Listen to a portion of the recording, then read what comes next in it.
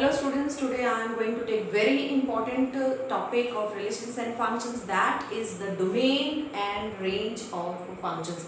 Otherwise in my previous sessions also I have taken this domain and range, but today I am going to explain it to you once again. What is the domain? Actually domain is all those possible values of x for which the images of this x under any function are also meaningful, or you can say all the images are also coming real. यानी कि अगर आपके पास यहाँ पर एक ऐसा function हमने apply किया जिससे कि ये x जो है उसकी इमेज fx आ रही है और x की वो वैल्यूज, वो सारी वैल्यूज का वो set of these x for which this fx is meaningful. Meaningful हमारे लिए क्या है? जो भी वैल्यूज आपकी हमें fx जो है रियल नंबर्स में दे रही हैं वो मीनिंगफुल है. ठीक है, तो x की ऑल दोज पॉसिबल वैल्यूज आपको बताना कि कौन कौन सी x की पॉसिबल वैल्यूज हैं जिनके लिए ये fx मीनिंगफुल आ रहा है. तो उन वैल्यूज का जो सेट होगा वो हमारा डोमेन कहलाता है and it is denoted by df. ठीक, तो क्या लिखा है? It is the set of all those possible real values of x for which fx is meaningful, that is called domain. अब आ जाइए रेंज पर. रेंज क्या है? Range of function f is the set of all those values of y. ये तो पूरा set y है, तो ये y की सिर्फ वो वाली वैल्यूज जिसके लिए आपका x जो है वो मीनिंगफुल हो. मीनिंगफुल मीन्स रियल नंबर्स हो. ठीक, तो x की वो वैल्यूज जिनके लिए fx मीनिंगफुल हो, वो सारी पॉसिबल वैल्यूज को हम डोमेन बोलेंगे. और उन पॉसिबल वैल्यूज, उन वैल्यूज से जिनसे हमें fx मिल रहा है वो मीनिंगफुल जो fx का सेट होगा, that is known as the range. तो let us do it, let us try to understand it with the help of examples. मैं क्या कर रही हूँ, अब हमें एक्चुअली फंक्शंस क्या है? There are different type of functions और उनमें डोमेन और रेंज निकालने के लिए बेसिक कॉन्सेप्ट जो कोर कॉन्सेप्ट है वो तो यही है कि डोमेन क्या है, रेंज क्या है. जिससे मीनिंगफुल वैल्यूज रहेंगी आपकी x की वो डोमेन है, जो मीनिंगफुल वैल्यूज y की आएंगी वो रेंज है. लेकिन अलग अलग फंक्शंस में you will find out these sets means domain and range by using different methods. For this I have categorised different functions into, for domain, different type of functions, different types of functions.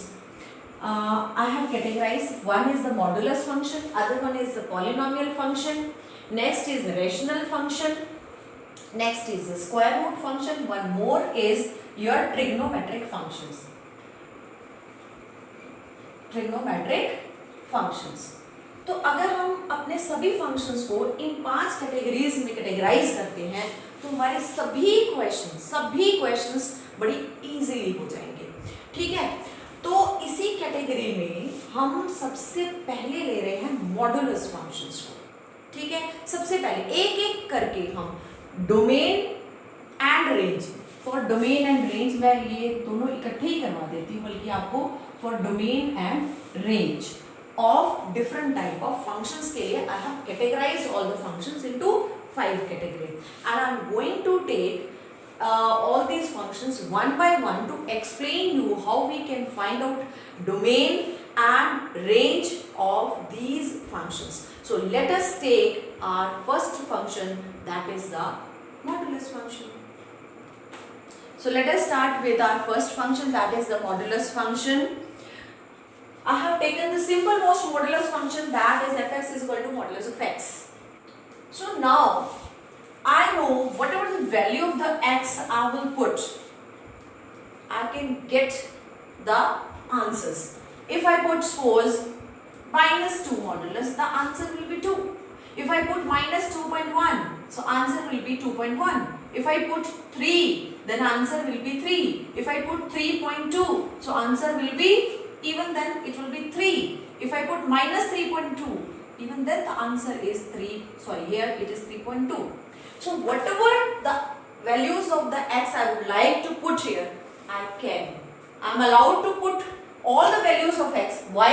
Because for every value of the x, whatever the answer means the fx. What are these? Fx. And what is this I am putting? This is x.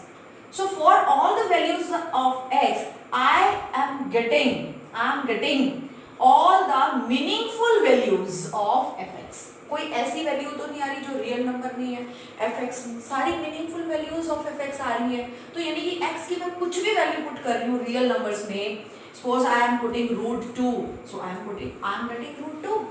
So for every real number, x की कोई भी real number की value मैं put कर रही हूँ, answer मुझे मिल रहा है। हाँ, लेकिन एक स्पेशलिटी है जो मुझे आंसर मिल रहा है कि it is always coming with a positive sign, है ना। तो fx जो भी मिल रहा है वो मुझे पॉजिटिव साइन के साथ मिल रहा है। तो मैं इसको लिखूंगी कि मेरा जो डोमेन ऑफ फंक्शन है वो ऑल रियल नंबर्स, मैं सारे रियल नंबर्स इसमें पुट कर सकती हूँ। क्यों?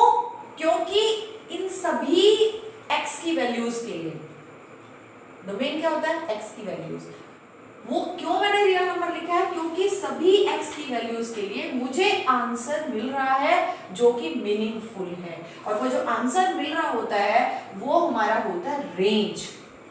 रेंज में एक स्पेशलिटी है कि I am getting only positive values. तो इसकी रेंज क्या हुई कि मुझे जो आंसर मिल रहा है that is 0 to infinity, means a positive values I am getting range के लिए। तो इसका डोमेन और रेंज हो गया क्लियर।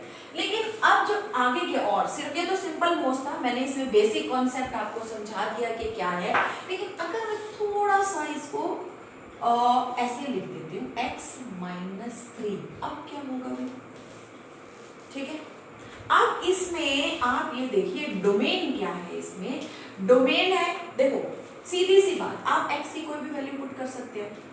अब इसको करने के लिए अब हम सीधा सिंपल रूल कि व्हाटएवर, अगर मुझे जो भी मॉडुलस में दिखाई देता है तो उसका डोमेन मैं हमेशा लिखूंगी ऑल रियल नंबर्स, क्योंकि मैं x की कोई भी वैल्यू पुट कर सकती हूँ इसमें। लेकिन अब रेंज क्या है? रेंज ऑफ फंक्शन, क्योंकि ये मॉडुलस वैल्यू है, ये हमेशा मॉडुलस वैल्यू क्या आएगी? अभी मैंने बताया आपको, ये हमेशा पॉजिटिव आएगी, 0 to infinity। चलिए, एक मैंने एग्जांपल ये बताया आपको मॉडुलस में, एक ये बताया। अब मैं एक और एग्जांपल ले रही हूँ। मैंने एग्जांपल लिया फंक्शन का, दिस इज x + 1 मॉडुलस में है x + 1 + 7। अब डोमेन क्या होगा? डोमेन तो बेटा हमेशा एक ही होगा, आप कुछ भी वैल्यू पुट करो, आप x की कुछ भी वैल्यू पुट कर सकते हो, आपको आंसर तो मिलेगा ही मिलेगा। उसमें कोई आपके पास ऐसा अनडिफाइंड आंसर तो आएगा ही नहीं, ठीक है। तो इसमें डोमेन तो हमेशा रियल नंबर्स है। और रेंज अगर देखें, अगर हम इस रेंज, फॉर रेंज, अब मैं रेंज के लिए मुझे सिंप्लीफाई करना पड़ेगा क्योंकि सिर्फ मॉडुलस में नहीं है, इसमें मॉडुलस के साथ +7 भी है, तो अब मैं क्या कर रही हूँ, अगर आप वैसे देखें, अगर हम इसके लिए सिर्फ देखें, सिर्फ इसके लिए मुझे रेंज पता है। क्या पता है इसके लिए रेंज? अभी ये खाली मॉडुलस था, इसकी रेंज क्या है? 0 to infinity। यानी जो आपका ये मॉडुलस वाला पोर्शन है, दैट आई नो कि this portion is always greater than this, always greater than equal to 0। तो ये मुझे पता है कि x + 1 modulus that is always greater than equal to 0। ठीक है, now add 7 to it, so this is x + 1 + 7 on the both side. This is 0 + 7 is 7. Now what has it become? It has become fx. fx का मतलब क्या होता है? y. So this is y is greater than equal to 7. तो y की जो condition आई आपके पास वो होती है रेंज। तो रेंज क्या आई आपके पास? रेंज आ गई y is greater than equal to 7, that is 7 to infinity। देखो जो x की कंडीशन होती है कि आप x की क्या वैल्यूज पुट कर सकते हैं, that is your domain। Domain for modulus function you can always write it is all the real numbers, but for range you need to check whatever part is in the modulus, for that modulus जितना है that is greater than equal to 0, just to get this function, just to get it, so I have added 7 on both the sides, so this y is greater than equal to 7, so y जो होता है वो आपका range होता है y का condition, तो it is 7 to infinity. Let us try a few more examples to find out domain and range of modulus functions. In here I have taken this function. पहला ये है आपका. Let us take first. fx is equal to mod x minus 3 plus 8. बेटा domain तो आपने हमेशा इसका क्या लिख देना, all real numbers. For range आपको देखना पड़ेगा. फॉर रेंज के लिए आप ऐसे भी कर सकते हैं. y इज इक्वल टू क्या है, fx is equal to y होता है. y is equal to fx या fx is equal to y. तो यहाँ पर इसको लिखिए mod x minus 3 plus 8. Okay, तो ये हो गया y minus 8 is equal to mod x minus 3. और मैंने आपको क्या बताया कि जो भी पोर्शन मॉडुलस के अंदर है, यानी कि जिसके साथ मॉडुलस आ गया, दैट इज ये x माइनस 3 है, तो ये modulus x minus 3 is greater than equal to 0. याद रखना, जितना पोर्शन मॉडुलस में है that is always positive. Positive का मतलब ग्रेटर देन इक्वल टू 0. तो हम इसको देखो, हमने क्या किया, प्लस 8 को इधर लेके माइनस 8, अब हमारे पास ये रह गया and this is always greater than equal to 0. यानी इसकी जगह हम y minus 8 is greater than equal to 0, यानी y is greater than equal to 8.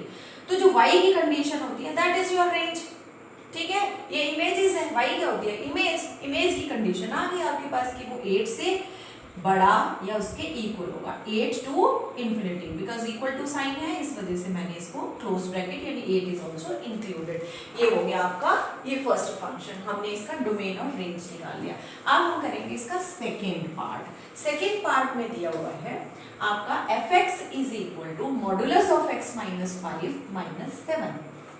Domain पहले ही आपको पता है डोमेन क्या होगा, all real numbers. For range जब हम करने जाएंगे तो आप y इज इक्वल टू लिख लीजिए इसको x माइनस 5 माइनस 7. तो आप इसमें ये माइनस 7 को इधर ले आइए, तो आपके पास रह गया मॉडुलस ओनली. और मॉडुलस मैंने बताया कि हमेशा पॉजिटिव होता है, कि लिख दीजिए ये मॉडुलस तो भाई पॉजिटिव है, this is greater than equal to 0. तो ये मॉडुलस किसके इक्वल है, इसके इक्वल है, यानी कि y plus 7 is greater than equal to 0, यानी कि y is greater than equal to minus 7. तो रेंज क्या आ गई आपके पास, माइनस 7 टू इंफिनिटी. तो मेरे ख्याल से अब आपको धीरे धीरे समझ आ रहा है कि डोमेन और रेंज मॉडुलस फंक्शन के लिए निकालना कितना आसान है. चलिए थर्ड लेते हैं हम.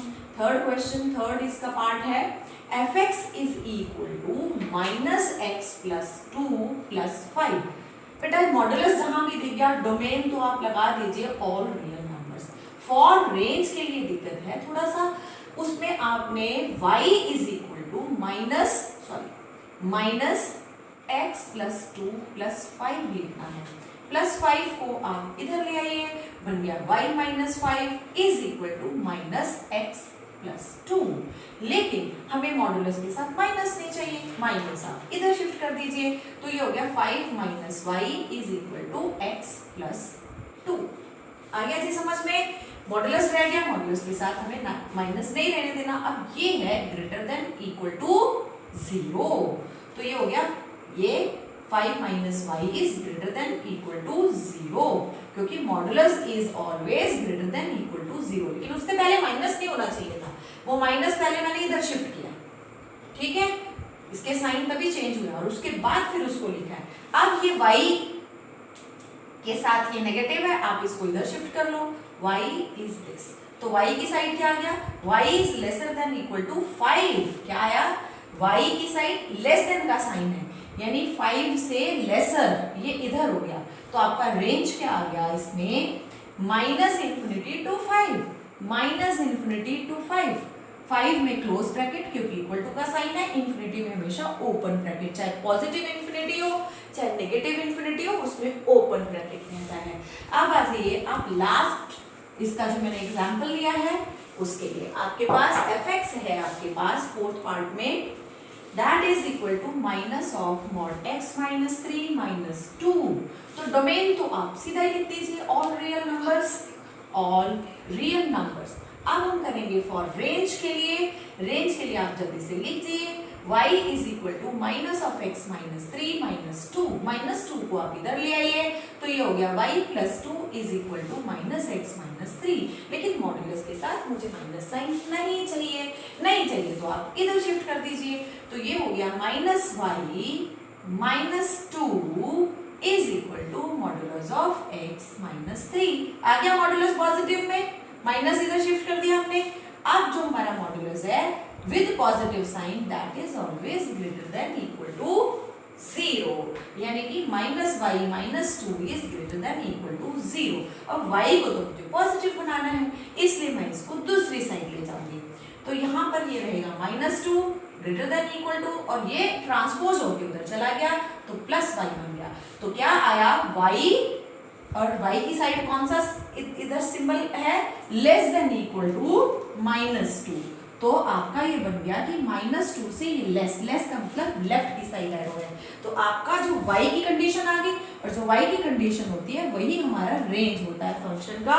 तो रेंज ऑफ फंक्शन है माइनस इन्फिनिटी से लेकर माइनस 2 तक, क्योंकि यहाँ पर है माइनस इन्फिनिटी, ये plus minus infinity to minus 2 close bracket आएगा, क्योंकि ये इक्वल टू का साइन है। मुझे लगता है अब इसके साथ अब आपको सारे जो इस फंक्शन की मॉडुलस फंक्शन का डोमेन और रेंज कैसे निकालते हैं वो बिल्कुल क्लियर हो गया होगा।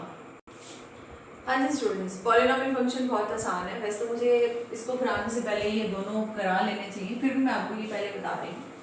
fx is equal to x plus 7, this is a polynomial function. अगर इसमें अगर आपको कोई कंडीशन नहीं दी, ठीक है, तो आपका डोमेन हो गया all real numbers, domain of function all real numbers.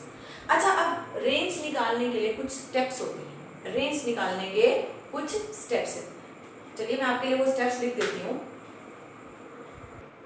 हाँ जी, अगर हम एक एल्गोरिथम बना रहे हैं to find out the range of the functions, then according to that algorithm सबसे पहले आप y is equal to fx रखेंगे। दूसरा step, solve the equation y is equal to fx for x। मैं करके साथ साथ बता देती हूँ। फॉर रेंज इसी फंक्शन के लिए उसने सबसे पहले क्या बोला कि y is equal to fx, तो fx ये है आपका, तो इसको y is equal to x plus 7 कर लिया, ये पहला स्टेप हो गया। दूसरे स्टेप में solve the equation y is equal to fx for x, यानी x की फॉर्म में लेके आए, तो x is equal to y minus 7, यानी जो भी आप x इज इक्वल टू की फॉर्म में लेके आइए, ये भी हो गया। अब इसके बाद find the value of y for which x is well defined और रियल। अब आप y की वो वैल्यूज निकालिए जिसके लिए जिन वैल्यूज के लिए आपका x जो है वो वेल डिफाइंड हो। तो आप y की क्या क्या वैल्यूज रखेंगे। अब x क्या था, x आपने यहाँ पर पहले ये डोमेन क्या होता है, x की तो वैल्यूज होती हैं, आप लिख चुके हैं कि x जो है वो रियल नंबर्स है, ऑल रियल नंबर्स, ठीक है। तो आपकी जो y की क्या वैल्यूज होनी चाहिए कि जो x यानी कि x का मतलब ये और ये क्या है रियल नंबर्स, ताकि ये रियल नंबर्स आए। तो y की कुछ भी वैल्यू पुट करो आप, 5, 9, 11, 13, -1, -2, -5, तो आप सॉल्व करेंगे तो आपके पास एक रियल नंबर ही तो निकल के आ रहा है, यानी कि यहाँ पर ये भी एक रियल नंबर हो गया। अगर तो आपका y क्या हो गया, तो x विल बी या x belongs to real number. क्यों x belongs to real number बोला है, क्योंकि यहाँ पर डोमेन रियल नंबर बोला है, इसलिए x belongs to real number है, तो इसका मतलब y minus 7 belongs to real number, यानी y belongs to real number plus 7 कर दो तब भी तो रियल नंबर ही रहेगा, ठीक है। तो आपका y belongs to real number, यानी आपकी रेंज आ गई, ये आ गई आपकी रेंज रियल नंबर्स। अगर लेकिन सपोज करो, ये समझ आएगा, डोमेन रियल नंबर, रेंज भी रियल नंबर, लेकिन अगर सपोज करो आपको एक कंडीशन दी होती, क्वेश्चन दिया होता है ये x इज ग्रेटर देन -5, ये कंडीशन है आपकी, यानी आपको फंक्शन दिया है ये और साथ में बोला x is greater than -5, it is already given that you have to take x greater than -5, x के लिए रिस्ट्रिक्शन दे दी, इसका मतलब हमारा डोमेन हो गया कि x is greater than -5 to infinity, क्योंकि x जो होता है वही हमारा डोमेन होता है और इसकी कंडीशन दे दी -5 या उससे बड़ा, तो ठीक है, यही हमारा डोमेन है, x इज ग्रेटर देन -5। अब जब रेंज के लिए हमने put y is equal to fx कर लिया, फिर हमने solve the equation y is equal to fx for x, वो भी कर लिया, फिर क्या find the value of y, find the value of y for which x is well defined, x is defined किसके लिए, x क्या है डिफाइंड फॉर्म में, ये दिया x का defined form, that is x is greater than -5, और x किसके इक्वल है, y -7 इज ग्रेटर देन -5, क्योंकि हमने x की ये वैल्यू रख दी y -7 that is greater than -5, तो y is greater than -5 + 7, so y is greater then 2। y की क्या वैल्यू आई है कि जब x -5 से बड़ा होगा, -5 से बिगर होगा यहाँ पर, तो y की वैल्यू 2 या ग्रेटर देन 2 होंगी। आप पुट करके देख लो y की x की वैल्यूज यहाँ पर, तो आपकी y की वैल्यूज ग्रेटर देन 2 आएगी। तो y की जो कंडीशन होती है वही हमारी रेंज होती है, और रेंज आ गई 2 to इंफिनिटी, क्योंकि ग्रेटर देन 2 रियल नंबर से इसीलिए इंटरवल ले रहे हैं। यहाँ पर इक्वल टू का साइन है, स्ट्रिक्ट इनइक्वालिटी है, इसलिए ये भी ओपन ब्रैकेट में रहेगा। And the students now have taken rational function. वैसे polynomial functions के और भी examples है, that I will take later on after completing this square root function. उसके बाद मैं कुछ polynomial functions और भी लूँगी। तो अभी मैंने next function लिया, that is your rational function hx that can be written as fx upon gx. अब इसमें आपका देखो ये रैशनल फंक्शन तब तक डिफाइंड रहेगा जब तक ये डिनोमिनेटर यानी कि gx जो है वो 0 नहीं हो जाएगा। अगर 0 हो गया तो ये अनडिफाइंड हो गया, यानी आपने अगर कभी भी रैशनल फंक्शन है तो x की वही वैल्यूज आपकी डोमेन में आएंगी जिसके लिए ये वेल डिफाइंड होगा। वेल डिफाइंड का मतलब जिसके लिए ये 0 नहीं बन रहा, जहां ये 0 बन रहा है वो आपने नहीं लेनी है। तो मैं कुछ एग्जांपल लिख रही हूँ, जैसे आपके पास एक फंक्शन है x -3 अपॉन x + 2, ये एक रैशनल फंक्शन है। अगर मुझे इसका डोमेन निकालने के लिए बोला जाएगा तो मुझे पता है कि ये हर वैल्यू पर डिफाइंड है, सिर्फ कहाँ पर नहीं डिफाइन होगा, जहां पर डिनोमिनेटर 0 बन जाएगा।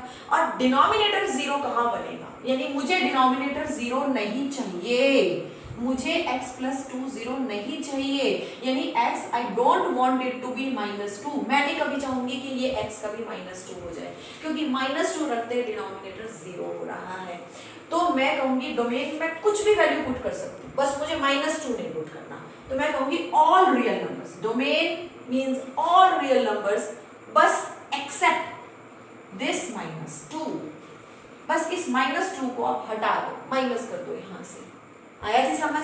अब अगर हम इसकी फॉर रेंज के लिए बात करेंगे, फॉर रेंज के लिए अगर बात करते हैं तो अच्छा पहले तो ये रैशनल फंक्शन में आप देख लो कि हम डिनोमिनेटर, इसमें डिनोमिनेटर जो है रैशनल फंक्शन में डिनोमिनेटर कभी भी 0 नहीं होना चाहिए, ये बात ध्यान रखना, ठीक है जी। कहीं भी आपको रैशनल फंक्शन दिखाई दे जाए, बस आपने ये दिखाना है कि डिनोमिनेटर 0 नहीं होना चाहिए, और जहां जिन वैल्यूज पर डिनोमिनेटर 0 है उनको हटा दो।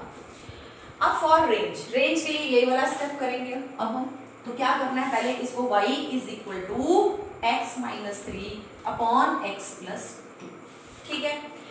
इसको अब हम दूसरा स्टेप है solve it for x, solve it for x यानी x की टर्म्स में लेके आना। आप क्रॉस मल्टीप्लाई कीजिए, this is yx + 2y = x -3, सारे x एक साइड कर लीजिए, yx - x = -2y - 3, तो x is common, y - 1, this is -2y - 3, तो ये आपके पास आ गया x = -2y - 3 अपॉन y - 1।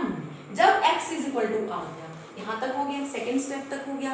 अब third step, find the value of y for which x is defined. अब यहाँ से y की वो वैल्यू निकालो जिसके लिए ये x डिफाइंड हो।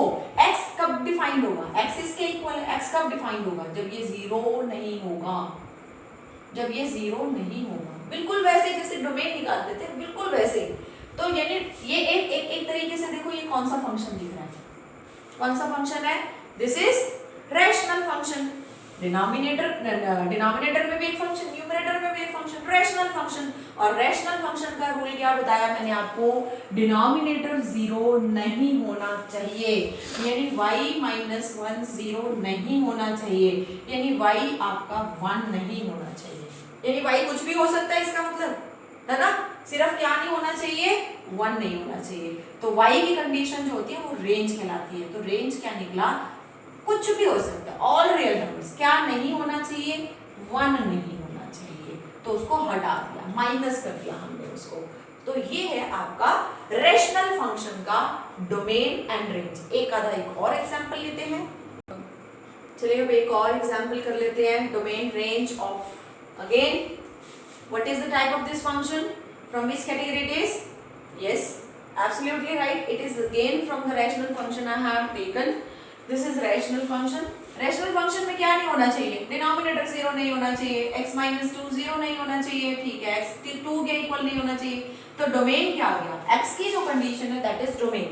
x की कंडीशन बोल रही है कुछ भी रख सकते हो, बस 2 मत रखो। तो आपकी डोमेन होगी ऑल रियल नंबर्स एक्सेप्ट 2, 2 को आप हटा दीजिए, ठीक है। फॉर रेंज आपको जो बताया है वही स्टेप्स करने हैं। एक मॉडुलस फंक्शन के अलावा आपने सब में यही तरीका है एक आपका करने का कि y is equal to x plus 7 upon x minus 2, bring it in terms of x, yx minus 2y is equal to x plus 7. This is yx minus x is equal to 2y plus 7. X is common, y minus 1, 2y plus 7. Now it would become x is equal to 2y plus 7 upon y minus 1. x आ गया, x is equal to की form में आ गया आपके पास। जब x is equal to की form में आ जाता है फिर क्या करते हैं, देखते हैं कि वो फंक्शन कौन सा है। जो x is equal to की फॉर्म में आया है ये कौन सा फंक्शन है, identify this function. Again a rational function, और रैशनल फंक्शन का क्या रूल है, डिनोमिनेटर 0 नहीं होना चाहिए। बिल्कुल सही, तो डिनोमिनेटर 0 नहीं होना चाहिए, यानी y 1 के इक्वल नहीं होना चाहिए, यानी y कुछ भी हो सकता है, बस y 1 नहीं बन सकता। ठीक है, लिख दीजिए रेंज, क्योंकि जो y की कंडीशन होती है वो रेंज होती है, and that is all real numbers accept 1। तो मेरे ख्याल से दिस इज रेंज, और ये domain how we can find out the domain and range of modulus function and polynomial function, domain and range of this rational function. Today we have learned domain and range, how to find out domain and range of these three functions, and in my next session I will explain you how can we find out the domain and range of these remaining two functions, square root function, trigonometric functions, and also the mixture of the functions. When two or more functions have been given mixed together, then how we can find out domain and range of such kind of functions.